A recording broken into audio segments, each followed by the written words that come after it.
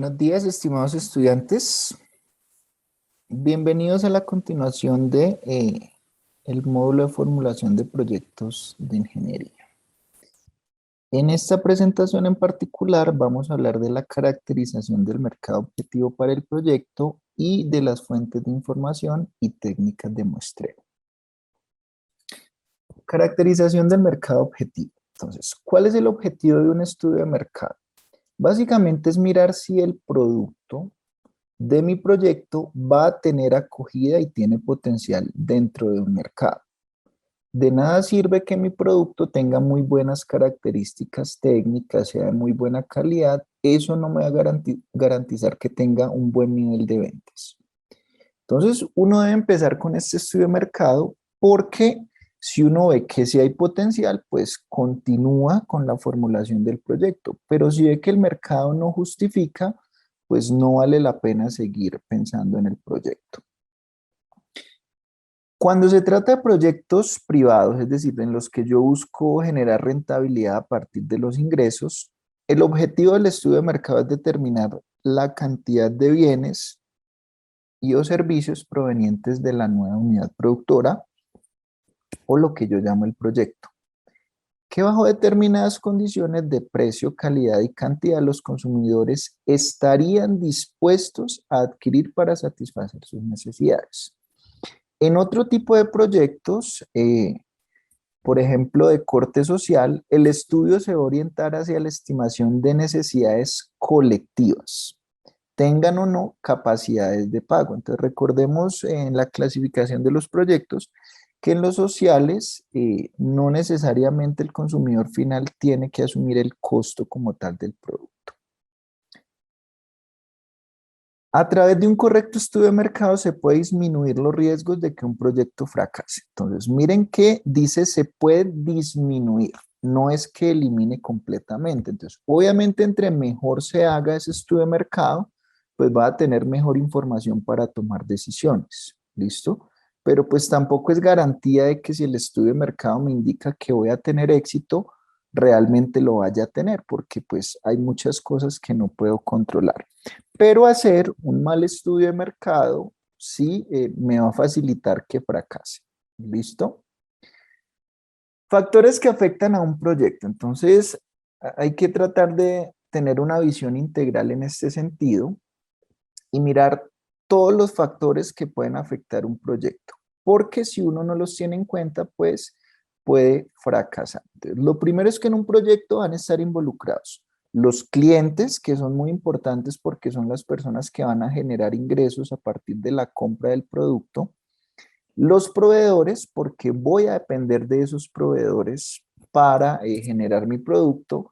La competencia, porque pues también va a afectar mi rendimiento, tener más o menos competencia. Y los intermediarios, porque muchas veces, así como dependo de los proveedores, pues también voy a depender en muchos casos de los intermediarios. Entonces, factores que pueden afectar el proyecto, factores demográficos, es decir, tengo que tener en cuenta las características poblacionales para adecuar mi proyecto a esas características, ¿cierto? Entonces, cuando hablo de factores demográficos, yo puedo pensar, por ejemplo, en indicadores como, por ejemplo, la edad promedio, ¿cierto? Entonces, si yo voy a vender prendas de vestir en una ciudad o en un país donde la talla promedio es muy pequeña, pues no voy a llegar con tallas grandes, ¿cierto? Porque eso haría que no tenga mucho éxito en este caso, ¿cierto?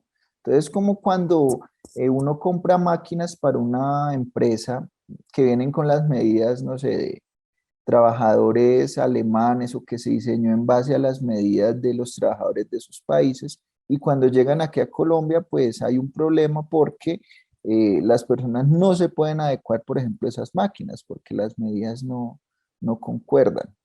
Entonces hay que tener en cuenta esos factores demográficos. Obviamente los factores económicos son importantes porque eso va a afectar, por ejemplo, la capacidad de compra de las personas y eso pues va a afectar claramente el tema del proyecto. Factores políticos, porque muchas veces la política del sitio donde se va a instaurar el proyecto se puede ver afectada. Recordemos, por ejemplo, que hay un tema de factibilidad política y es que depende mucho pues del apoyo o no, en este caso, de los actores políticos a un proyecto, o me puede ayudar o por el contrario, me puede dificultar las cosas. Factores tecnológicos, que es si existe la tecnología adecuada, ¿cierto? Para llevar a cabo el proyecto. Factores socioculturales, entonces la cultura de las poblaciones puede afectar mi proyecto como tal.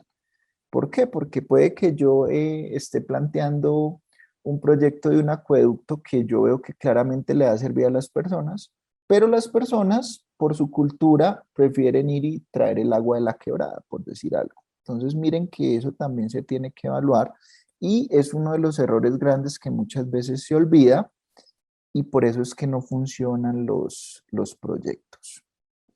Entonces, de hecho, ese ejemplo me estoy guiando por un ejemplo real y es que en África, ustedes saben que el tema del agua es muy complejo y allá las mujeres son las que tienen que ir a traer el agua. Entonces, en una aldea tenían que caminar como 1 hora las mujeres para ir a traer agua. Entonces se planteó un proyecto para un acueducto donde el agua estuviera ahí más cerca y no tuvieran que caminar. Y el proyecto no funcionó. ¿Por qué? Porque las señoras, a pesar de que tenían que ir tan lejos por el agua, cuando iban por ella era el único tiempo o espacio que tenían para compartir con otras mujeres, ¿cierto? Entonces para ellas era más importante eso que el hecho de tener que cargar agua por mucho tiempo. Entonces muchas veces los proyectos se caen por no tener en cuenta esos factores socioculturales. Factores naturales, obviamente, hay temas de la naturaleza que no se pueden controlar y que pueden afectar el proyecto, ¿cierto? Si yo voy a montar un proyecto de generación de energía eólica y mi campo lo hago donde casi no hay viento, pues digamos que el proyecto va a fracasar, ¿cierto? Entonces, esto se vuelve complejo es porque muchos de estos factores interactúan entre sí. Entonces, si uno quiere hacer una lista de todo lo que pueda afectar un proyecto, pues quizá nunca termine de hacerlo. Pero, ¿qué sí es importante para el formulador del proyecto? Que mire cuáles de esos factores son los que tienen más pesos y poder gestionarlos y tenerlos en cuenta a la hora de la formulación para que no vaya a haber inconvenientes, ¿cierto? Entonces, este es como un resumen de las esferas grandes donde uno debe mirar qué de eso tiene un buen impacto sobre mi proyecto. Ahora, no en todos los proyectos va a haber todos estos efectos grandes. Puede que en un proyecto haya algún factor demográfico, pero que no pesa mucho, pues digamos que la idea es como priorizar los más importantes. ¿Listo? Marco conceptual para el estudio de mercados. Entonces hay que definir 4 cosas claramente y es el producto, que es finalmente la concretización del bien o el servicio que en teoría va a satisfacer el deseo o necesidad y eso se va a mover dentro de un mercado donde debe estar conformado por compradores demandantes o vendedores oferentes y pues la idea es que mi proyecto se mueva ahí y tengo que analizar la interacción de estos 3 elementos para tratar de sacar ventaja. Entonces, la actividad del mercadeo hace referencia precisamente a eso, a moverme dentro de ese ambiente de mercado para tratar de distribuir ideas, bienes y servicios y crear un intercambio que satisfaga a los individuos y a las organizaciones que están involucradas. Es una función organizacional y un conjunto de procesos para crear, comunicar y entregar valor a los clientes y administrar las relaciones con los clientes de manera que se beneficie a las organizaciones y a sus accionistas. Entonces, concepto importante, la demanda. Es uno de los datos más importantes a la hora de hacer el estudio de mercado. ¿Por qué se ve afectada la demanda? Y es importante tener en cuenta esto. Digamos que el precio es como la variable típica que uno piensa que afecta la demanda y efectivamente la puede afectar, pero no significa que sea el único factor o que sea el más importante siempre. Eso va a depender del contexto. Pero generalmente uno asume que a menor precio la demanda aumenta, ¿cierto? Es como la relación más común, pero eso va a depender perfectamente del producto como tal, entonces no necesariamente. Pero ese precio sí puede hacer que esa demanda fluctúe. El nivel de ingreso, obviamente, si usted ofrece un producto costoso en una comunidad donde el nivel de ingreso es bajo, pues probablemente no vaya a tener éxito, ¿cierto? Entonces la demanda se ve afectada por el nivel de ingreso. Si usted vende un producto muy costoso, pues de pronto su demanda tendrá movimiento en algunos estratos altos, pero en estratos bajos quizá pues su demanda no tenga ningún crecimiento. El tamaño del mercado, pues que tiene que ver mucho con qué tan grande es el mercado donde yo distribuyo, cuántos competidores hay, cómo son las relaciones, cómo es la clasificación de ese mercado. Eso puede afectar mi demanda. La demanda derivada, que es muy importante, es cuando un producto, la demanda de un producto se ve afectado por la demanda de otro, ¿cierto? Entonces, un ejemplo típico es, ¿de qué puede depender, por ejemplo, la demanda de llantas de automóvil? Pues de la demanda de automóviles como tal. ¿Por qué? Porque si voy a comprar un automóvil, ese automóvil debe tener 4 llantas, ¿cierto? Entonces, muchos productos están conectados por esa relación de demanda derivada. Entonces, muchas veces la gestión se debe hacer es sobre los productos que hacen que aparezca demanda de otro producto, más que sobre el producto como tal. Entonces, es importante tener en cuenta eso. Si el producto que ustedes van a vender depende de la demanda de otro, porque ahí lo importante sería gestionar la demanda del otro, ¿cierto? Más que del mío. Mejor dicho, de los dos necesitamos, pero tengo que conocer es el patrón de la otra demanda, ¿cierto? De la que depende la mía. Y obviamente el tema de preferencias, que es ya como los gustos de cada persona, y pues que generalmente uno cuando diseña el producto, uno lo hace es pensando en esas preferencias. Entonces, la idea aquí es tener una estrategia que combine estas 5 cosas y pues entendiendo cómo afectan la demanda, pues tratar de diseñar mis productos con las características que se requieren en cuanto al precio, al nivel de ingreso al que se va a ofrecer, al tamaño en el que me estoy moviendo, de si hay demanda derivada y obviamente las preferencias que tenga cada persona. Entonces, aquí aparecen los conceptos de la oferta, el intercambio y el valor. Entonces, la oferta pues tiene que ver con la cantidad de unidades de un producto o servicio que una organización está dispuesta a intercambiar o a ofrecer, ¿cierto? Y para una demanda dada habrá una oferta determinada. Entonces, ahí es donde empiezan a aparecer las relaciones de hay sobreoferta o casi o hay escasez. Entonces, es importante tener en cuenta eso. Porque dependiendo de eso, pues también puedo jugar con el tema de los precios, ¿cierto? Obviamente si hay mucha oferta, quizás yo no pueda exigir precios altos en mis productos, pero si la oferta es pequeña, pues quizás sí tengo más poder a la hora de negociar el precio. El intercambio, pues es la acción como tal de hacer ese intercambio que no necesariamente es por dinero, sino que puede ser un trueque. Y el concepto de valor, que es la percepción que tiene un cliente de cuánto gana con ese producto. Podría ser la diferencia entre lo que paga por ese bien o producto y lo que él percibe que va a ganar, ¿cierto? La idea es que la relación siempre sea positiva, ¿cierto? Es decir, que ese valor se gane en vez de perderse.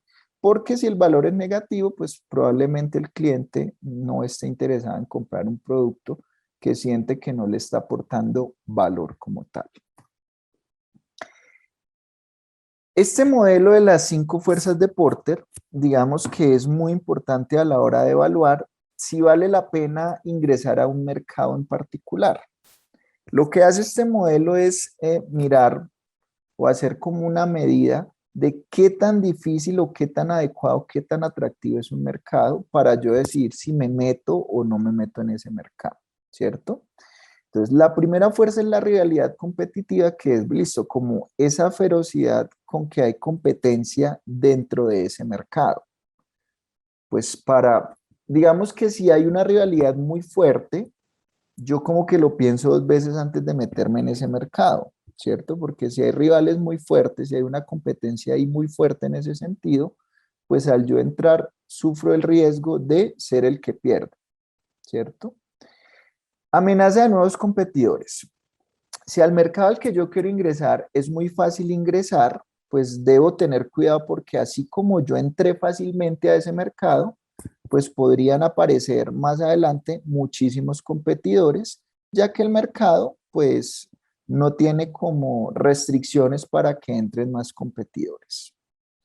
Está la amenaza de productos sustitutos, y es que si ese producto que yo voy a ofrecer en el mercado donde yo lo voy a ofrecer tiene muchas opciones, muchos productos que hacen lo mismo que mi producto, pues lo pienso como dos veces, ¿cierto? Porque va a ser un tema de, pues madre, puede que mi producto no tenga éxito porque hay muchos sustitutos.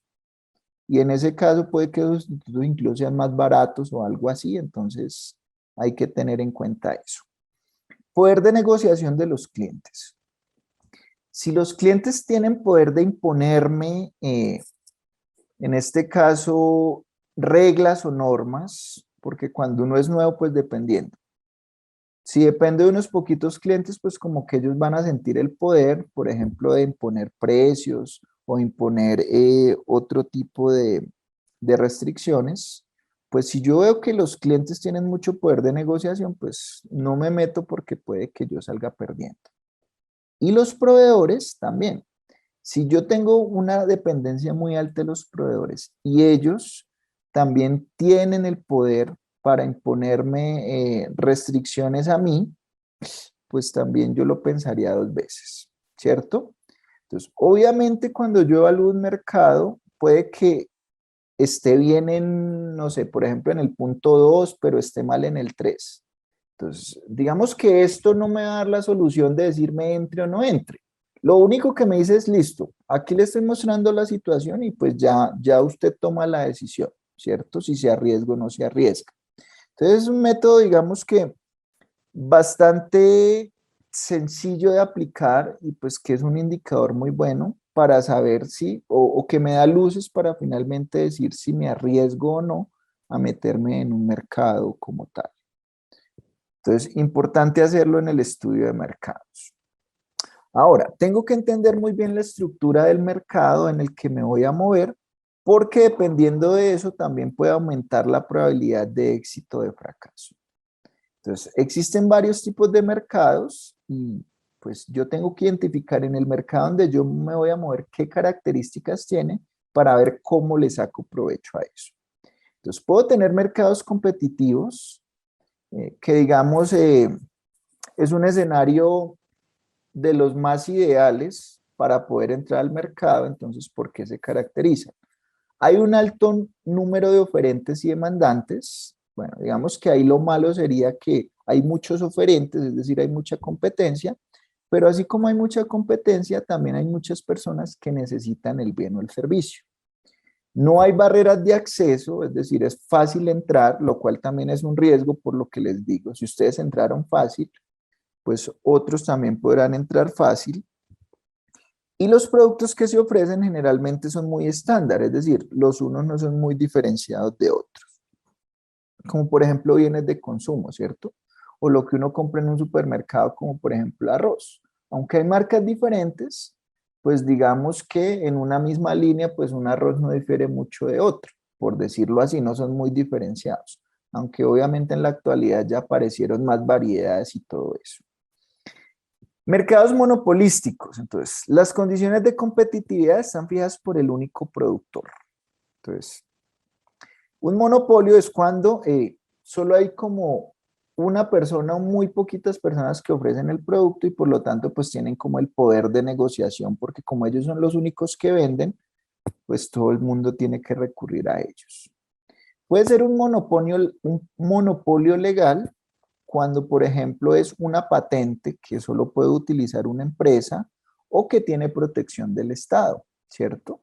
Si pensamos, por ejemplo, en Ecopetrol, pues es una empresa que tiene protección del Estado y que es un monopolio en muchos sentidos.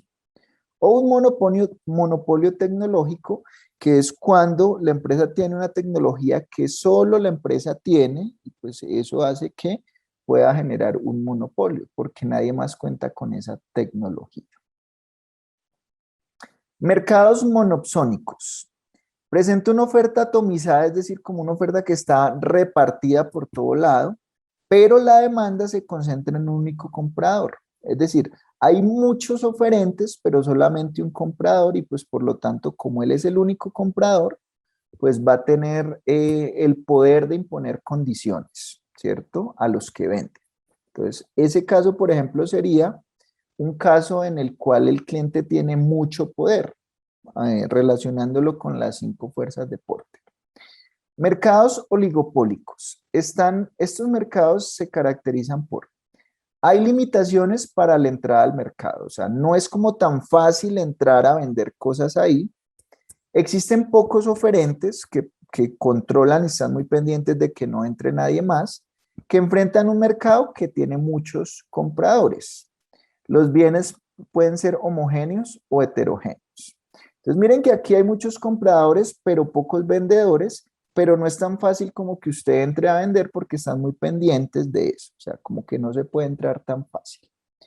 Mercados de competencia monopolística. Se caracteriza porque los productos son diferenciados, pero son sustitutos entre ellos. La entrada y salida es relativamente libre del mercado y hay muchos vendedores y muchos compradores. ¿Listo?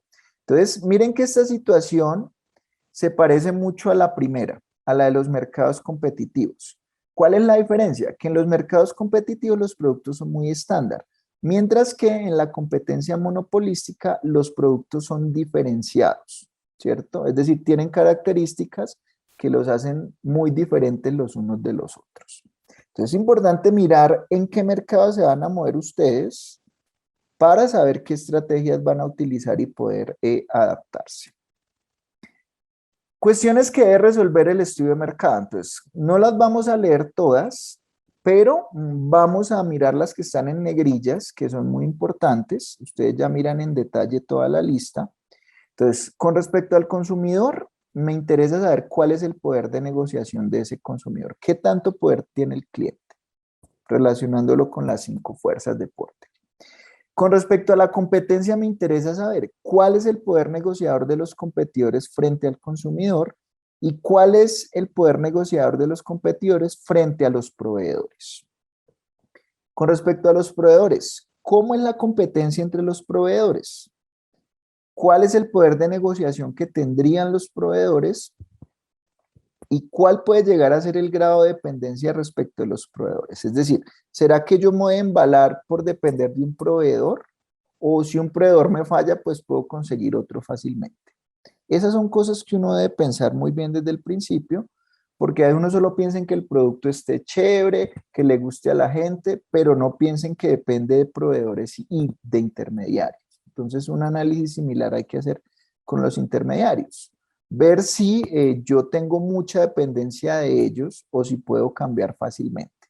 ¿Listo? Fuentes de información y muestreo. Entonces, para poder sacar y responder todas estas preguntas, yo tengo que levantar información de mi mercado. Tengo 2 opciones. Están las fuentes secundarias, que es cuando yo consulto información general o global de fuentes internas, de publicaciones, de revistas, libros o periódicos, pero en algún momento tengo que acudir a las fuentes primarias, que es cuando yo obtengo la información directamente de la fuente, como por ejemplo encuestas, entrevistas, grupos focales. Entonces, en un estudio generalmente uno necesita las 2. Uno empieza con las secundarias desde lo macro, pero va a llegar un punto en el que necesita datos específicos de mercados específicos. Entonces, digamos que una de las herramientas fundamentales a la hora de hacer un estudio de mercado son las encuestas. ¿Listo? Entonces, fuentes de información primaria. Entonces, hay que decir cómo se va a recolectar esa información, si va a ser por entrevista cara a cara o por medio de el correo electrónico, una encuesta electrónica, las herramientas de estudio y cuál va a ser el plan de muestreo.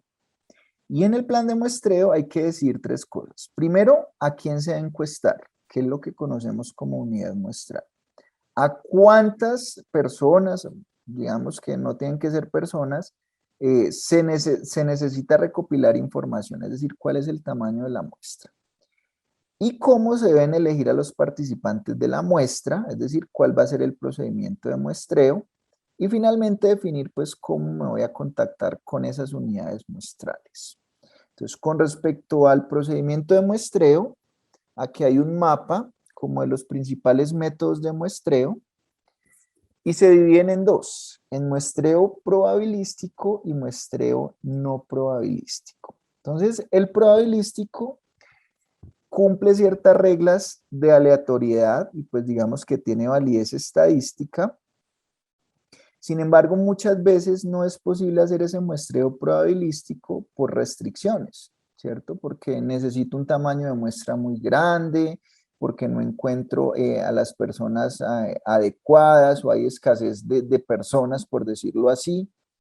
Entonces, el probabilístico sería como el ideal, pero muchas veces en la práctica no se puede hacer. Entonces, este es el muestreo aleatorio simple, el cual digamos que es lo que conocemos como, voy a conseguirme una lista general de todas las personas que yo podría eventualmente entrevistar y de ahí selecciono de forma completamente aleatoria a un grupo. ¿Listo? Está el sistemático, el cual digamos que es una variación del simple, donde selecciono al azar por quién empiezo y luego digo cosas como, bueno, cada 10 personas voy a entrevistar a una, ¿cierto? Con una lista en mano, obviamente. Entonces es muy similar. Se llama sistemático porque yo escojo un método sistemático a partir del primero que selecciono y siempre repito ese patrón. El estratificado es cuando yo divido a la población por alguna característica de interés, por ejemplo, estratos altos y estratos bajos. Y ya dentro de cada estrato vuelvo y utilizo un muestreo aleatorio simple. ¿Listo? Puede ser estratificado proporcional si el tamaño de la muestra es proporcional al tamaño de ese estrato, o sencillamente no proporcional, que es un tamaño de muestra fijo independiente del tamaño del estrato, ¿cierto? Por conglomerados, digamos que por conglomerados es algo así como estratificar, pero no por una característica común, sino al contrario, por una característica que los diferencie mucho, ¿cierto? Entonces, por ejemplo, en el estratificado puede que yo estratifique por estratos altos y bajos. Y en conglomerados lo que yo hago es, por ejemplo, yo sé que en Colombia los estratos bajos y altos están regados casi que por todas las regiones. Entonces yo podría hacer conglomerados, por ejemplo, agrupar por departamento, porque yo sé que en un mismo departamento encuentro tanto estratos bajos como estratos altos. Entonces ahí yo haría por conglomerados, es como que miro, bueno, por departamento y dentro de cada departamento yo sé que hay estratos altos y bajos. Miren que en el estratificado yo simplemente dividiría en estratos altos y bajos, sin importarme de pronto si están en Antioquia o si están en La Guajira. Esa es como la diferencia. Cuando no se puede hacer muestreo probabilístico, toca hacer muestreo no probabilístico. Entonces, digamos que en el no probabilístico es como más fácil obtener la información, pero también la calidad de la información va a desmejorar. Entonces, ¿qué es un muestreo no probabilístico por conveniencia? Como para mí es difícil encontrar un número de personas que respondan mi encuesta con las características específicas que necesito, me toca hacer cosas como parármenos en la puerta de un centro comercial y a todo el que vaya pasando a hacerle la encuesta, ¿cierto? El beneficio es que es fácil obtener la información. Lo malo es que de pronto la persona que va entrando pues no tenga mucho que ver o no me aporte mucho a lo que yo estoy necesitando que me dé información, ¿cierto? Entonces, por ejemplo, no sé, estoy vendiendo, voy a decir, por ejemplo, quiero saber, no sé, un nuevo tampón para mujeres que voy a diseñar, ¿cierto? Entonces, puede que la persona que pase sea una mujer, obviamente, pero puede que, no sé, sea una persona ya de edad que no va a necesitar en su vida un tampón, por decir algo. Entonces, ese es el riesgo de hacer un muestreo por conveniencia, ¿cierto? Por juicio, entonces por juicio es cuando yo la encuesta necesito que me la respondan unas personas muy específicas que son expertas en el tema, pues que no me sirve cualquier persona que vaya pasando. Entonces tengo que buscar literalmente las personas que sepan del tema y a esas personas aplicarles la encuesta. Por cuotas, entonces por cuota, digamos que es el análogo al muestreo estratificado, pero en el mundo del muestreo no probabilístico. Entonces también yo divido a las personas, en ese caso, por alguna característica que me interese, por ejemplo, el estrato, y dentro del estrato, pues ya puedo aplicar un muestreo por conveniencia o por juicio, según lo necesite. Pero digamos que el concepto principal es que lo divido en cuotas de mi interés. Y bola de nieve es cuando, por ejemplo, yo le paso una encuesta a un amigo y le digo, ay, hágame un favor, trate de pasarle esa encuesta a todos sus conocidos. Y la idea es que ellos hagan lo mismo. Entonces ahí digamos que es muy parecido al por conveniencia, pero el bola de nieve pues depende de qué tanto se riegue la bola, valga la redundancia, ¿cierto? Entonces cuando yo le digo a alguien, ay, ayúdeme a que con esta encuesta y pásesela a su familia, a ver si me ayuda a llenarla y así sucesivamente. Entonces, ¿de qué depende la técnica que yo utilice? Pues muchas veces de las restricciones que tengo, ¿cierto? Entonces hay que tener cuidado porque dependiendo del método de muestreo, pues también eso va a afectar, por decirlo así, la confiabilidad de mis datos. Entonces, por ejemplo, uno por conveniencia, aunque yo puedo obtener muchos datos fácilmente, también tengo que preguntarme si realmente esos datos me sirven. ¿Listo? Bueno, muchas gracias por su atención.